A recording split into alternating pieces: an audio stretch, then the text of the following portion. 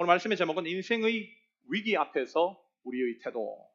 인생의 위기들이 참으로 많이 있는데 그 위기 앞에서 우리 신앙인들이 가져야 할 태도가 무엇인가? 여러분과 함께 오늘 출애굽기 14장 말씀을 통해서 함께 말씀 나누겠습니다. 인생을 살아가다 보면 수많은 위기들을 만납니다. 위기가 없는 사람 이 세상에 존재할까요? 아마도 존재하지 않을 겁니다. 전문가들의 말에 의하면 사람들이 인생을 조사한 결과 모든 사람들은 약 평균 3, 4개월마다 한 번씩 위기가 있다고 얘기를 해요. 이 말은 우리의 인생에 어떤 위기를 만나고 그 위기를 극복하면 조만간 또 다른 위기가 찾아온다는 겁니다. 이런 측면에서 우리의 인생은 위기의 연속이라고도 말할 수 있습니다. 사람들은 보통 어려움이 닥치면 왜 나에게만 이런 어려움이 있나, 나에게만 이런 위기가 있나 생각하고 절망하는 경우가 많은데 실제라면, 즉 실제로는 사람들이라면 누구라도 위기를 겪는다는 거예요. 살면서 위기가 없는 사람은 죽은 사람입니다. 살아있는 사람이라면 위기를 반드시 겪는다는 것입니다. 그렇다면 예수님을 믿는 사람에게는 차이가 있을까? 차이가 없다는 거예요. 성경을 보면 하나님께서는 인간들에게도 자주 위기를 허락하시는 하나님으로 자주 묘사됩니다. 특별히 하나님은 인간에게 축복을 그냥 주시지 않아요. 하나님은 우리에게 위기를 통해서 그 축복을 받기를 원하신다는 겁니다. 지난번에도 얘기했듯이 한자에 위기라는 단어를 받자에 보면 위험과 기회가 만나진 것이 위기라는 것을 우리가 발견할 수 있다고 설명했습니다. 즉 하나님께서는 인간에게 어떤 축복을 주기를 원하시는데 그 축복을 주실 때는 언제나 위기라는 포장지를 통해서 이 축복을 전달하시는 분이라는 거예요. 그러나 대부분의 사람들은 눈으로 보이는 겉에 둘러져 있는 위기라는 포장지에만 집착함으로 말미암아 그 속에 담긴 하나님의 축복을 발견하지 못하는 경우가 많습니다. 그러나 성경을 보면 소수의 믿음 있는 사람들만이 용기 있게 위기라는 포장지를 헤치고 나가서 그 축복을 발견하는 사람들이 나오고 있다는 거예요. 그러기에 우리도 인생의 위기 앞에서 이제는 더 이상 왜 나만 이런 위기를 겪고 있나 절망하고 낭망할 것이 아니라 이 위기를 통해서 하나님께서 주시고자 하는 그 영적인 선물이 무엇인지를 깨닫고 지혜롭게 믿음으로 우리 인생 앞에 놓여져 있는 위기를 뚫고 나갈 필요가 있다는 거, 이것을 우리가 한번 생각해 볼 필요가 있다고 생각합니다. 오늘 본문에는 이스라엘 백성들이 자신의 삶으로 겪었던 크나큰 위기를 설명하고 있는 말씀이에요. 이집트에서 하나님의 큰 역사로 출애굽을 경험한 이스라엘 백성들, 그들에게 지금 엄청난 일이 일어났습니다. 한마디로 400년간 이집트의 노예 생활을 했던 그들에게 하나님의 대역사가 펼쳐져서 이스라엘을 노예로 붙들고 있던 그 당시 고대 중근동 세계의 최강자였던 파라오가 굴복하고 그들을 풀어주는 대역사가 펼쳐졌어요. 그들이 지금 얼마나 사기충천이겠습니까? 당시 이집트는 세강 최강대국이었습니다. 그런 대제국을 상대로 하나님의 대역사가 펼쳐져서 파라오가 굴복하고 이스라엘 백성들이 풀려진 상황. 지금 이스라엘 백성들에게는 엄청난 자신감이 가득 차 있어요. 앞으로 자신들 앞에 놓여있는 그 어떤 위기와 장애물도 이겨낼 수 있다라는 그런 희망이 가득 차 있습니다. 그렇게 오늘 본문 8절을 보면 이스라엘 자손들이 출애굽함으로 담대히 이집트에서 나아갔다라고 표현할 정도입니다. 그러나 하나님께서는 이스라엘 백성들이 겉으로 아무리 그렇게 행동되어 보여도 실제로는 그렇지 않다는 것을 너무나 잘 알고 계셨어요. 이집트의 노예살이를 할 때나 출애굽한 지금의 이 시점이나 그들의 생각과 가치관은 별반 달라진 것이 없다는 것은 하나님은 정확하게 꿰뚫고 있었습니다. 그렇게 하나님께서는 당시 이집트에서 가나안 땅으로 갈 수 있는 최단거리 길인 지중해 해안도로를 따라 이집트에서 가나안으로 올라가는 길을 선택하지 않으시고 생판 듣도 못한 광야길로 그들을 데리고 가셨다는 거예요. 그 모습이 오늘 본문 1절과 2절이 설명하고 있습니다. 제가 1절 읽고 여러분이 2절 읽겠습니다. 여호와께서 모세에게 말씀하여 이르시되 이스라엘 자손에게 명령하여 돌이켜 바다와 믹돌 사이의 비하히롯 앞 곧 바알스봇 맞은편 바닷가에 장막을 치게 하라. 우리가 여기서 주목할 말은 2절에 표현되어 있는 돌이켜라는 단어예요. 이 뜻은 쉽게 얘기해서 지금 갔던 길에서 왔던 길로 되돌아가라는 것입니다.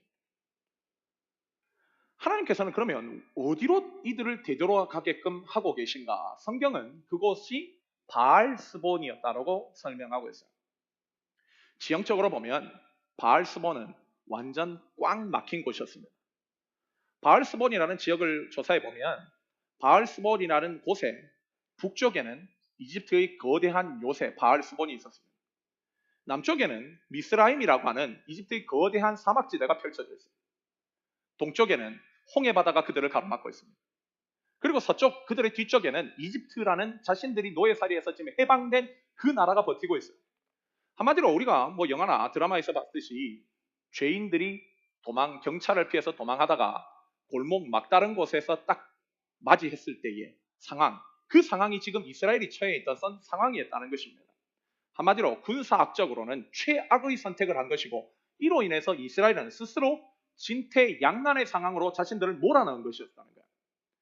이 소식은 바알스볼에 있었던 그 이집트 요새에 있었던 정찰병들에 의해서 파라오에게 전달됐습니다.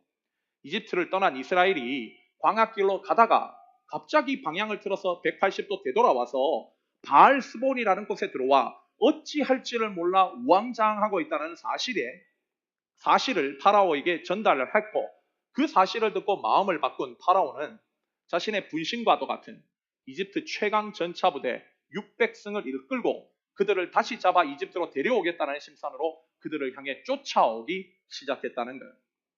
그런데 이 1, 2절을 통해서 우리가 주목해야 될 것은 이런 어리석은 선택을 하게 한 자가 누구였냐는 것입니다. 오늘 보면 1절은 이 선택을 하나님이 하신 것이라고 설명하고 있습니다. 특별히 1절에 여호와께서 이르시되라고 되어 있어서 이 이르시되가 말했다라는 것처럼 우리 한글 성경은 읽혀지지만 히브리어의 원문은 명령하다는 뜻입니다. 지금 하나님께서는 이스라엘을 이 장소로 명령하여 데려왔다는 거예요. 이 명령을 전한 모세는 지금까지 하나님과 오랜 시간 동안 동행하면서 깨달은 것이 있습니다. 그것은 하나님의 인도하심이 인간의 눈으로 봤을 때는 어리석은 선택이랄까 보인다 할지라도 그 인도에는 반드시 우리가 생각하지 못하는 오묘한 뜻이 있기에 순종해야 된다는 깨달음이 그에게 있었어요. 그러나 이스라엘 백성들은 다릅니다. 그들은 아직 여호와 하나님이 누구신지를 정확하게 몰라요. 좋을 때에 자신들 눈에 보이기 좋기에 하나님이 좋다고 하지만 자신들의 관점과 시각에 하나님께서 좋지 않은 것을 허락하신다면 여호와 하나님을 그럼에도 불구하고 신뢰할 수 있는가라는 부분에 이스라엘 백성들은 점검이 안 된 사람들입니다. 전혀 훈련되어 있지 않았던 사람들이라는 거예요. 만약 이런 상태에서 이스라엘 백성들이 가나안을 향해 진군한다면 자신들 눈에 자신들이 원하는 상황이 펼쳐지지 않는다면 곧바로 이집트를 향해 토끼일 수 있는 사람들입니다. 그렇게 하나님께서는 이들이 누군지를 정확하게 아셨기에 이들에게 이런 상황을 통해서 하나님 당신이 정확하게 누구인지를 알리기 원하셨다는 거예요. 바로 하나님의 능력, 그분의 놀라우신 손길이 얼마나 큰지를 경험하기를 원하셨다는 것입니다. 그래서 이스라엘 백성들을 지금 사방이 꽉 막힌 진퇴양난의 상황에 몰아넣으신 거예요. 여러분, 우리에게도요, 이런 일은 얼마든지 일어날 수 있습니다.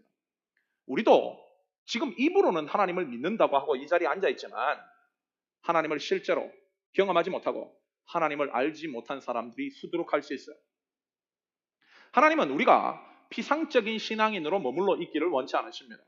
피상적인 신앙인으로는 세상에 위기와 어려움이 닥쳐왔을 때에 믿음으로 그 포장지를 뚫어내고 하나님의 축복을 받을 수 없다는 것을 하나님은 정확히 아시기 때문입니다. 하나님은 우리가 피상적인 신앙인이 아니라 하나님의 실제를 바르게 알고 그로 인해 축복을 받는 진짜 신앙인이 되기를 원하세요. 그렇다면 문제는 이런 위기 앞에서 우리는 어떤 신앙의 자세를 가져야 하냐는 것입니다. 우리는 우리 앞에 일어나는 앞으로도 일어날 여러 어려움들과 위기들 앞에서 어떤 신앙의 자세를 가지고 살아가야 할까? 우리는 아직도 하나님을 잘 몰라 하나님께서 우리에게 위기를 허락하신다면 어떠한 신앙의 자세를 보여왔는가를 점검하고 이제 앞으로는 어떤 신앙의 자세로 살아야 할까? 오늘 본문은 그런 부분에서 중요한 신앙적 인사이트를 우리에게 전달해주고 있는데 오늘 말씀을 중심으로 여러분들과 함께 위기 앞에서 우리가 가져야 할 신앙의 태도가 무엇인지 말씀을 중심으로 두 가지로 함께 묵상해보고자 합니다. 첫째로 우리는 삶의 위기 앞에서 적극적으로 주님께 나아가는 신앙의 자세를 가져야 된다는 거예요. 삶의 위기 앞에서 적극적으로 주님 앞에 나가는 자세. 이것이 위기를 타게 하는 신앙의 첫 번째 비결이라는 것입니다. 하나님의 인도하심으로 바알스본이라는 꽉 막힌 지형으로 들어와 버린 이스라엘 백성들. 그들은 지금 자신들이 철저하게 고립됐다는 사실을 알게 됐어요. 그리고 이 사실을 안 파라오가 마음을 바꿔서 이집트 최강 전차부대 600대를 이끌고 지금 자신들이 갇혀 있는 바알스본으로 전속력으로 달려오고 있다는 소식을 듣게 됐습니다. 그에 대한 이스라엘 백성들의 반응이 뭔가? 오늘 본문 10절부터 12절이 이렇게 설명하는데요. 제가 10절 읽고 여러분이 11절 읽고 12절은 함께 읽도록 하겠습니다. 바로가 가까이 올 때에 이스라엘 자손이 눈을 들어본즉 애굽 사람들이 자기들 뒤에 이른지라 이스라엘 자손이 심히 두려워하여 여호와께 부르짖고 그들이 또 모세에게 이르되 애굽에 매장지가 없어서 당신이 우리를 이끌어내어 이 광야에서 죽게 하느냐 어찌하여 당신이 우리를 애굽에서 이끌어내어 우리에게 이같이 하느냐 함께 읽겠습니다. 우리가 애굽에서 당신에게 이른 말이 이것이 아니냐 이르기를 우리를 내버려 두라 우리가 애굽 사람을 섬길 것이라 하지 아니하더냐 애굽 사람을 섬기는 것이 광야에서 죽는 것보다 낫겠노라. 지금 이것이 위기 앞에서 그들이 보인 태도였다는 거예요. 10절 하반절을 보면 그들이 여호와께 부르짖었다라는 표현이 있어서 즉 한글 성경의 뉘앙스를 읽으면 그들이 기도했다라는 것처럼 읽혀지지만 여기 사용된 히브리어 차아크는 절규나 재앙에 대한 절망의 뜻을 가지고 있기에 이들이 지금 믿음의 행위를 하고 있다고 볼 수 없어요. 그도 그럴 것이 바로 이어지는 11절과 12절이 그들이 가지고 있었던 실체를 드러내게 하고 있습니다. 우리가 출애굽한 것보다 이집트에 있는 것이 더 낫지 않았느냐? 애굽에 무덤이 없어서 우리를 이렇게 데리고 와서 광야에서 죽게 하느냐? 우리는 분명 바로를 섬길 것이라 하지 않았냐? 그런데 왜 우리를 충동질하고 부채질해서 여호와를 섬기라고 이곳까지 끌어왔느냐? 지금 방금 전까지 하나님을 찬양하고 사기충천에서 담대하게 나간 사람들이 지금은 마치 조울증 환자처럼 급격하게 하나님을 향해 원망과 불평을 쏟아내고 있다는 거예요.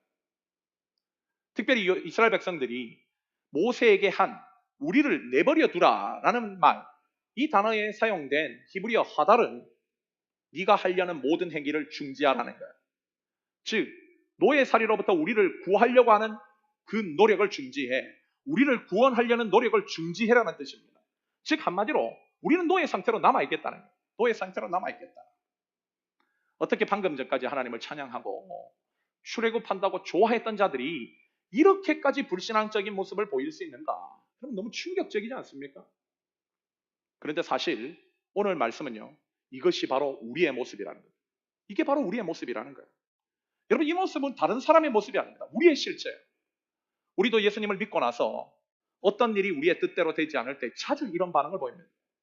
어떤 문제 앞에서 내가 하나님 말씀을 몰랐더라면 내가 진리를 몰랐더라면 저렇게 세상 사람들처럼 똑같이 살았을 건데 내게 너무 많은 지식이 들어와 버렸어. 하나님의 말씀의 뜻이 너무나 많이 들어와 봐서 내가 편하게 살 길은 사라졌구나. 우리도 이런 반응을 보이지 않습니까? 내가 정말 예수를 몰랐더라면 교회 밖의 사람처럼 세상적인 것을 즐길 것인데 내가 예수를 알아버려서 결국 그것을 할 수 없는 이 지경, 이것이 참으로 한탄스럽다.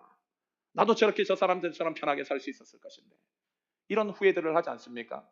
괜히 예수 믿었다고 성경 많이 알게 됐다고 한탄하는 사람들이 있다는 거예요. 오늘 말씀을 통해서 성령님은 이게 바로 너의 모습이지 않냐는 거예요.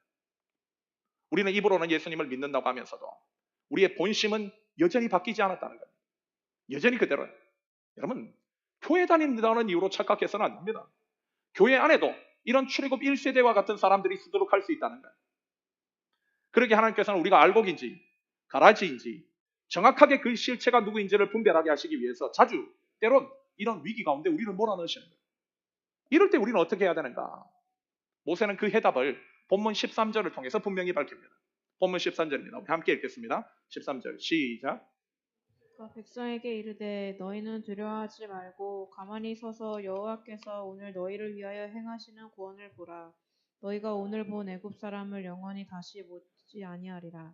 모세는 충격에 빠져 하나님을 향해서 원망과 불평을 쏟아내고 있는 이스라엘 백성들을 향해서 두려워하지 말고 가만히 서 있으라고 명령합니다.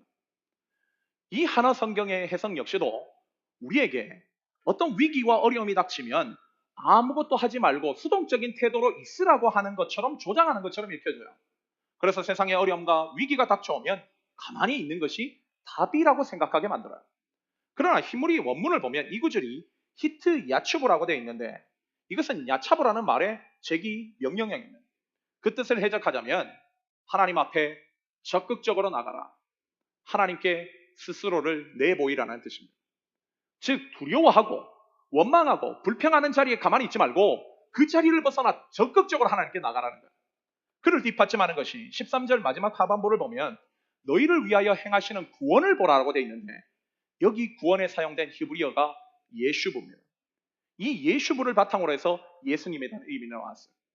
이 단어들을 종합해 보면 너희가 세상에서 두려움과 걱정이 몰려올 때 두려운 상태, 원망의 상태, 불평의 상태에 수동적으로 가만히 있는 것이 아니라 예수께 적극적으로 나가서 너희에게 구원을 베푸시는 하나님께 적극적으로 나가서 그분을 바라보는 상태에 있으라는 거예요. 상태.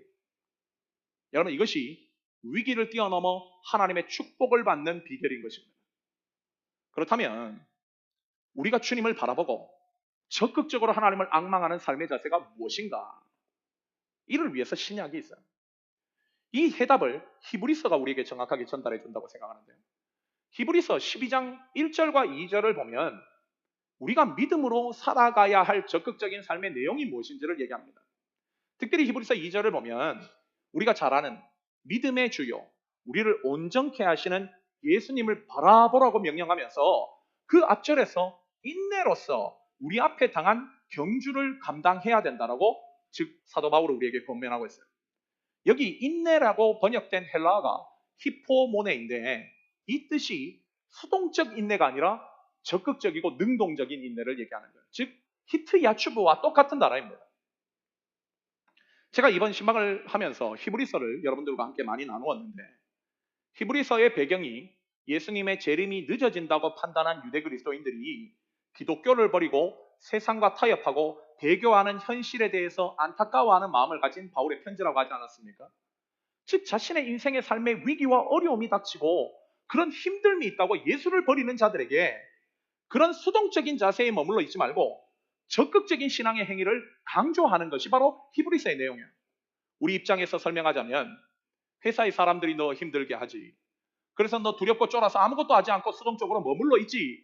그러지 말고 적극적으로 기도하고 네가 해야 할 일을 능동적으로 하라는 것입니다. 복음도 전하면서 주의 때를 기다리라는 거예요. 이게 히포모네. 그래서 이제 하나님께서는 모세에게 동일한 히포모네의 강조를 합니다. 오늘 본문 15절과 16절을 보면 이렇게 말씀하고 있어요. 여호와께서 모세에게 이르시되 너는 어찌하여 내게 부르짖느냐?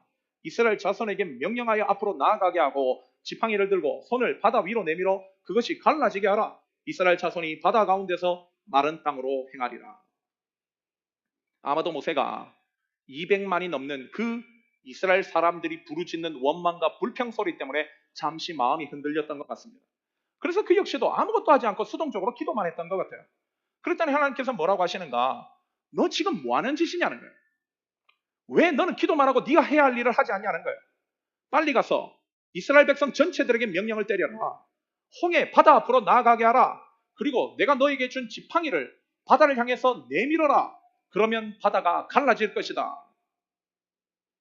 모세가 해야 할 일에 최선을 다해 하라고 말씀하고 계신다는 거예요. 모세는 그제서야 정신을 차립니다. 아, 내가 이렇게 수동적으로 머물러 있는 것이 믿음이 아니구나. 히포모네, 즉 능동적이고 적극적으로 내가 해야 할 일을 최선을 다해 해야 되는 것이구나. 그 일을 한 결과 여러분 홍해가 갈라졌습니다. 여러분 이게 믿음의 원리고 기적의 원리예요. 하나님이 하시는 일이 있고 우리가 해야 할 일이 있다는 거, 우리가 해야 할 일에 최선을 다하는 것이 바로 믿음이고 그때의 홍해가 갈라진다는 것입니다. 제가 동부에 있었을 때 성경을 가르쳤던 제자 중에 존스 홉킨스를 나온 친구가 있었어요. 대학원까지 나온 친구입니다. 여러분 존스 홉킨스를 학부부터 대학원까지 나왔으면 세상적인 시각으로 본다면 이 친구의 취업은 보장돼야죠. 여러 회사가 불러줘야 마땅한 것처럼. 근데 이 친구가 취업이 안 되는 거예요. 정말 취업이 안 돼서 교회의 실직자처럼 왔던 친구입니다. 근데 이게 은혜였어요. 그 집이 참 공부를 잘하는 친구인데 그 한 살 어린 사촌 동생이 있는데 걔는 예의를 갔어요. 참 공부를 잘하는 집안이에요. 근데 얘만 안 돼요, 얘만. 그러니까 얘가 시간이 남으니까 교회를 오는 거예요. 빈둥빈둥. 오는데 하나님께서 그게 은혜였던 것 같아요. 만약에 이 친구에게 속히 말해서 패스트트랙이 열렸으면 그 친구는 하나님을 열심히 믿지 않았을 겁니다. 근데 그 기간이 하나님께서 그 친구를 통해서 뭔가 말씀하시고자 하는 기간이었던 것 같은데 성경 공부를 하면서 이 친구가 내가 할 일에 최선을 다하고 있는 것이 믿음이라는 것을 깨달았어요. 그저 기도만 하고 그냥 가만히 있는 것이 믿음이 아니라는 사실을 깨닫고 그 이후로부터 이력서를 써서 회사에 보내기 시작합니다. 제가 알기로 1000통 이상을 보냈습니다. 1500, 2000 이렇게 보냈습니다. 그런데 그 가운데서 하나님께서 길을 열어주셨어요. 그래서 지금은 좋은 회사에 다니면서 신앙생활도 열심히 잘하고 있습니다. 그 친구 하나님을 만난 거예요. 그로 인해서. 여러분, 기도만 하고 있다고 잘하고 능사라고 생각하는 건 믿음이 아닙니다. 주님께서는 뭐라고 하셨는가? 내가 너희한테 줄 거야. 찾게 해줄 거야. 결국 열어줄 거야. 그런데 너희가 해야 될 게 있어. 뭐라고 말씀하셨습니까? 구하라, 찾으라, 두드리라는 신앙의 원리를 주셨어요. 즉 우리가 해야 할 일에 최선을 다하는 것이 여러분 믿음입니다. 이것이 바로 위기를 극복하는 신앙의 자세라는 거야. 물론 잠잠히 기도할 때가 있습니다.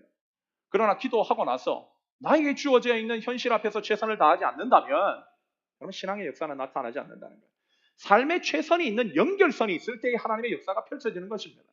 오늘 본문은 그 연결선이 필요하다는 것을 우리에게 강조하고 있는 거예요. 그 연결선은 우리의 삶의 최선을 다하는 것. 우리가 해야 할 일.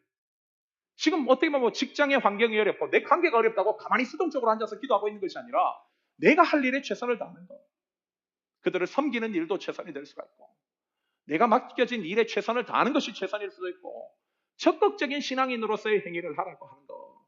그때에 그 연결선이 있을 때에 하나님은 우리 앞에 놓여져 있는 위기라고 하는 우리 앞에 거대한 홍해바다도 갈라주셔서 마른 땅으로 건너가게 하는 대역사가 펼쳐진다는 것. 이것이 바로 오늘 본문이 우리에게 주고 있는 첫 번째 메시지입니다. 둘째로 오늘 본문을 통해서 하나님께서는 우리에게 우리의 삶에 위기가 닥쳐올 때 어떻게 해야 되는가? 바로 마땅히 두려워해야 할 분을 두려워하라는 거예요. 마땅히 두려워해야 할 분을 두려워하라. 오늘 본문 21절 이하를 보면 하나님께서는 모세에게 약속하신 대로 이스라엘 백성들에게 약속하신 대로 그들이 신앙적인 행위를 하자 홍해를 갈라 마른 땅을 만들고 그들을 밤새도록 건너가게 하셨습니다.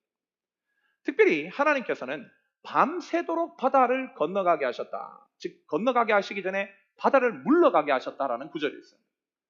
왜 밤새도록 하나님께서 바다를 물러가게 하셨을까? 그 이유는 간단합니다. 바다를 갑자기 가르셔가지고 그들을 건너가게 하셨다면 우리가 한국의 서해 갯벌이나 가면 보면 알 수 있듯이 바다는 분명 그런 진흙탕이었을 거예요. 그런 곳에서 이스라엘 백성들이 건넌다면 200만이 건넌다면 얼마나 어려웠겠습니까? 하나님은 모든 상황을 아시고 마치 바람을 드라이기처럼 사용해서 그 바닥을 말리게 하신 거예요. 그리고 이스라엘 백성들은 그 마른 바닥으로 홍해를 건너갑니다. 이 모습을 지켜보던 이집트 전차 부대도 그들을 따라서 홍해 바다 한가운데로 들어오기 시작해요. 이스라엘 백성들이 건너고 있다면 우리도 건널 수 있다라고 생각한 것이죠. 그러나 하나님께서는 24절과 25절을 보면 그들의 입으로 여호와라는 말이 터져 나오게 만듭니다. 즉 그들의 길이 이스라엘 백성들처럼 마른 길로 편하게 걸어가는 것이 아니라 한마디로 구름 기둥, 흑암으로 그들을 어지럽게 만드시고 마차의 바퀴가 벗겨지게 하는 혼란을 줌으로 말미암아 그들은 쉽게 건너지 못하게 만들었다는 거예요. 그리고 나서 그들의 입으로 여호와가 우리를 지금 이렇게 만들고 있다라고 고백하게 만든다는 거예요. 그럼 제가 서두에도 얘기했듯이 출애굽기의 주제는 여호와를 알라는 것입니다. 하나님께서는 이 모든 상황을 펼쳐지게 함으로써 이스라엘 백성들에게는 구원하심을 통해 여호와를 알게 하시고 이집트 군대는 이런 심판의 칼날을 통해서 여호와를 알게 하셨다는 거예요. 이게 오늘 본문이 주고 있는 메시지입니다. 여러분 이건요 우리가 마지막 날 주님의 심판대 앞에 서게 있을 때에서도 똑같이 펼쳐질 상황이에요. 즉 그 심판대 앞에서 하나님 당신의 백성들은 구원을 통해서 여호와 하나님이 누구인지를 분명하게 알게 될 것이고 이 세상을 짧은 인생 살면서 하나님을 전혀 인식도 하지 않고 의식하지 않았던 사람들에게는 심판의 칼날로 그 하나님이 누구신지를 알리실 겁니다. 이것은 계속적으로 펼쳐지는 상황이에요. 하나님께서는 모세에게 다시 홍해 바다를 향해서 손을 내밀라 하셨고 그로 인해서 갈라졌던 바다는 힘을 되찾아 한 곳으로 모이게 됩니다. 결국 그 모든 일이 마쳤을 때에 이스라엘을 추격해오던 이집트 군사들은 단 한 사람도 숨이 남아있지 않았습니다. 더 충격적인 것은 이스라엘 백성들은 단 한 사람도 다친 사람이 없었다는 것입니다. 여러분 이것이 구원입니다. 이것이 구원이에요. 이것이 바로 하나님의 대능력입니다. 이 사실을 경험한 이스라엘 백성들은 31절을 통해서 하나님 앞에 이런 고백을 합니다. 오늘 본문 31절 다시 한번 함께 읽도록 하겠습니다. 31절입니다. 시작. 여호와께서 애굽 사람들에게 행하신 그 큰 능력을 보았으므로 백성이 여호와를 경외하며 여호와와 그의 종 모세를 믿었더라. 이스라엘 백성들은요, 이 모든 상황을 경험한 뒤에 하나님을 경외하기 시작해요. 여기 경외하다는 히브리어 야레는 두려워하다는 뜻입니다. 이스라엘 백성들은 이 사건 전에는 누구를 두려워했는가? 바로 이집트의 파라오와 그의 군대를 두려워했어요. 그러나 홍해 체험 이후에 그들이 두려워하는 대상이 바뀌었다는 거예요. 그것은 바로 여호와 하나님을 두려워하는 것입니다.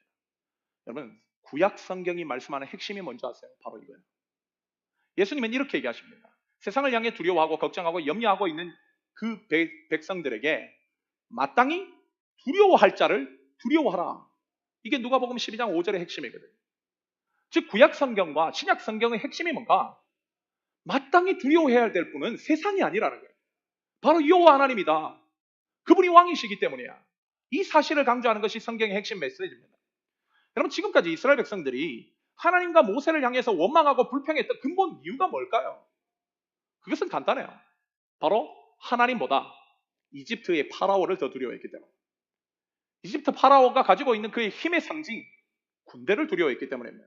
그래서 하나님을 신뢰하지 못했고 하나님 앞에서 죄인처럼 입을 놀렸고 결국은 신앙적인 삶을 살지 못하게 만들었던 그 가장 강력한 힘이 바로 하나님보다 세상을 두려워했기 때문입니다.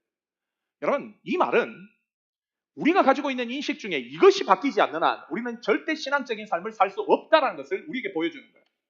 두려워하는 대상이 바뀌지 않고는 신앙인으로서 삶을 살 수가 없습니다. 성경을 한번 묵상해 보십시오. 하나님께서 가장 강력하게 사용하셨던 사람들의 특징이 하나같이 뭔가? 바로 세상보다 하나님을 더 두려워한 사람들이었어요. 다윗이 골리앗 앞에서 담대하게 설 수 있었던 이유가 뭡니까? 바로 세상보다 하나님을 더 두려워했기 때문입니다. 그랬기에 그들은 하나님에 대한 경외심을 가지고 세상을 향해 말씀대로 맞서 싸워나가요. 우리가 출애굽 시작할 때 잠시 봤었던 출애굽 1장에 나오는 여인들 두 사람, 히브리 3파 시브라와 보아. 그들에 대한 성경적인 평가가 뭔가? 자신들 눈에 보이는, 바로 자신들 앞에 있는 당시 최강 권력자인 파라오를 두려워하기보다 보이지 않는 하나님을 더 두려워했다는 거예요. 여러분, 우리는요, 성경에 파라오라고 기록되어 있는 이 사람의 이름이 무엇인지 정확하게 알지 못합니다. 추측만 할 뿐이지 성경에는 그의 이름을 적지도 않았어요. 그저 파라오입니다. 그러나 세상에서 가장 초라하다고 여겨지는, 그러나 세상보다 하나님을 더 두려워했던 여인들 두 사람의 이름은 정확하게 알고 있어요. 바로 시브라와 보아였다. 이 사실이 뭘 증명해 주는가? 바로 세상보다 하나님을 두려워하고 하나님을 경외하는 사람들만 영원한 하나님의 나라의 생명책에 기록되는 이름이라는 거예요. 그래서 이제 하나님께서는 이런 삶을 강조하시면서 우리 모두가 세상을 지배하는 마귀를 대항하여 으르렁거리며 싸울 수 있는 사자처럼 살아가기를 원하세요. 여러분, 그게 믿음입니다. 성경을 보면 그런 자들에게 하나님은 능력을 주셔서 그들을 승리하게 만드세요. 그런 사람들이 앞으로 민수기와 여호수아서에서 보게 될 여호수아와 갈렙이지 않습니까? 특별히 민수기 13장을 보면 가나안 정탐을 마치고 온 12명의 정탐꾼의 모습이 나옵니다. 그들 중 10명은 가나안 정복이 불가능하다는 실패의 표를 던집니다. 반면 여호수아와 갈렙만은 으르렁거리는 사자처럼 세상을 두려워하지 말고 하나님을 경외함으로 나가자. 저들은 밥이다. 우리와 하나님은 함께 하신다. 용맹스러움을 나타내요. 저는 이 12명 중에 10대 2의 비율을 보면서 이것이 오늘날 현대 교회에 적용되는 그대로 비율이지 않나라는 생각을 합니다. 오늘도 본인이 기독교인이라고 자처하는 12명 중에 10명은 세상에 대한 두려움으로 가득 차 있습니다. 그래서 하나님이 우리와 함께 하신다는 믿음보다는 세상과 그런 세상이 가지고 있는 힘에 대한 두려움과 염려 때문에 세상에 눌려 살아가는 사람들이 10명이나 됩니다. 이런 의미에서 흐리멍텅한 삶을 살아서 우리가 과연 하나님의 대역사를 이루고 하나님의 축복을 받을 수 있는가? 저는 심히 의심에 어떠한 그런 것들을 거두기가 힘들어요. 마지막 날 우리는 우리의 삶 전체를 우리의 하나님의 심판대 앞에서 보게 될 것입니다. 히브리서 4장 13절을 보면 그 심판대 앞에서 우리를 결산하실 이의 눈앞에 만물이 벌거벗은 것처럼 드러난다고 하는데, 만약 우리가 심판대 앞에 섰을 때 그 모든 과정들을 보고 우리가 두려워서 하나님의 축복이 분명 그 너머에 있었는데 우리의 두려움 때문에 하나님을 더 두려워하지 않고 세상을 두려워했던 그 두려움 때문에 그것을 뚫고 나가지 못해서 그 축복을 거두지 못했다라는 사실을 우리가 심판대 앞에서 발견하게 된다면 그 심판대 앞에서 땅을 치며 후회하지 않을까요? 여러분, 우리가 잊지 말아야 할 것은 주님을 부끄러워하고 세상을 두려워하고 사람을 두려워하는 사람들의 삶을 통해서는 하나님의 영광이 나타나지 않습니다. 우리는 성경을 통해 인생이 너무나도 짧다는 얘기를 많이 들어요. 아니, 이것은 성경뿐만 아니라 우리의 인생 전체를 통해서 깨닫게 되는 진리입니다. 우리의 인생은 지나가고 우리가 하나님의 나라를 위해 한 일만 남게 될 것입니다. 그런 일들 때문에 솔로몬의 지혜를 우리는 귀를 기울여 들을 필요가 있어요. 잠언 29장 25절을 보면 사람을 두려워하면 올무에 걸리게 되거니와 여호와를 의지하는 자는 안전하리라. 여러분, 우리의 대적 마귀는 우리가 두려움에 쩔어서 아무것도 하지 않는 자들이 되기를 원하고 있습니다. 그 두려움으로 크리스천이 해야 할 본분을 수행하지 못하게 만드는 것, 이게 바로 마귀가 원하는 거예요. 여러분, 지금까지 살아오면서 어떤 두려움 때문에 주의 일을 하지 않았습니까? 다른 사람의 시선이 두려워서 복음을 전하지는 않지 않았습니까? 다른 사람들의 생각이 두려워서 주의 뜻대로 살지는 않지 않았습니까? 아니면 다른 사람들의 비난과 가족의 반대가 두려워서 믿음을 드러내지 못했지 않았습니까? 사람에 대한 두려움, 세상에 대한 두려움은 우리의 삶을 마비시킵니다. 그리고 그런 두려움에는 요한일서 4장 18절을 보면 형벌이 있다고 말씀해요. 그 두려움에는 형벌이 있다는 거예요. 그러나 하나님에 대한 두려움은 세상을 별거 아닌 것처럼 보게 만들고 우리의 삶에 주의 뜻을 행할 강력한 힘을 줍니다. 오늘 말씀을 보십시오. 하나님은 홍해를 가르시고 세상이 가장 강하다고 여기던 이집트 최강 전차 부대를 몰살시켜 버리셨습니다. 이 강한 주님께서 우리의 하나님이 되시고 우리의 주가 되시는데 여러분, 뭐가 두렵단 말입니까? 사도 바울처럼 내가 확신하노니 사망이나 생명이나 천사들이나 권세자들이나 현재일이나 장래일이나 능력이나 높음이나 기쁨이나 다른 어떤 피조물이라도 우리를 우리 주 그리스도 예수 안에 있는 하나님의 사랑에서 끊을 수 없느니라. 이 확신을 가지고 나가면 우리 앞에 놓여있는 거대한 홍해는 갈라지고 반드시 승리하게 된다는 거. 여러분, 이것이 오늘 본문이 우리에게 주고 있는 희망의 메시지이자 하나님의 음성입니다. 오늘 말씀을 마무리하면서 지금 이 벌어져 있던 이 홍해 사건은요, 이집트인들에게 충격을 안겨다 준 것 같습니다.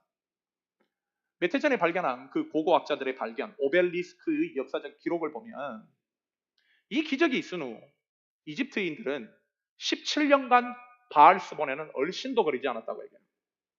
즉 홍해 바다 앞에, 즉 바알스본 앞에서 자신들이 자랑하던 이집트 최강 전차부대 600대가 몰살당한 것이 그들에겐 충격이었다. 그래서 그쪽에는 얼씬도 알아요. 왜? 하나님을 너무나 두려워했기 때문에. 그래서 이제 계속적으로 중동의 패권들을 차지하기 위해서 가나안 땅을 향해 전군하던 이집트 군대가 이후로 22년 동안 얼씬도 하지 않습니다. 왜? 그곳에는 하나님의 백성들이 있기 때문에. 여러분, 이집트인들에게는요, 이 사건이 엄청 두려웠던 사건이었던 거예요. 여러분, 이렇게 세상을 두렵게 하시고 엄청난 대역사를 이루신 분이 누군가? 여러분, 우리가 믿고 있는 하나님입니다. 세상은 하나님을 두려워하는데 오히려 우리는 하나님을 두려워하지 않고 세상을 두려워한다면 이거 얼마나 말도 안 되는 얘기냐는 거예요. 여러분, 우리는 성경의 교훈을 통해서 배우고 믿어야만 합니다. 하나님께서는 우리에게도 이런 강하신 능력의 역사를 펼쳐주실 수 있는 엄청난 하나님이에요. 그 하나님을 우리가 너무나 모르기에 하나님께서는 이 당신의 능력을 보여주시고자 우리의 삶에 자주 위기를 허락하십니다. 그때 우리가 해야 할 일이 뭔가? 바로 오늘 본문의 말씀에 배운 대로 주님께 더 가까이 나가는 거예요. 믿음의 행위를 능동적으로 하는 것입니다. 우리가 위기에 처할 때 바라볼 수 있는 것은 위밖에 없습니다. 하늘밖에 없습니다. 그리고 세상을 두려워하지 말고 하나님을 경외해야 돼요. 우리의 막힌 담을 열어주실 수 있는 분은 하나님밖에 없기에 우리는 이런 말을 하면 세상은 열어줄 수 있지 않습니까? 라고 얘기하지만 예, 맞습니다. 열어줄 수 있어요. 그러나 그 열리는 곳은 이집트밖에 없습니다. 이집트가 열려서 그곳으로 돌아간다 한들 우리는 죄악의 노예로밖에 살 수 없어요. 그러나 하나님이 여실 수 있는 것은 홍해를 열어주세요. 홍해가 열리는 것은 자유입니다. 하나님의 능력이 있는 곳이에요. 하나님의 나라가 임하는 곳이에요.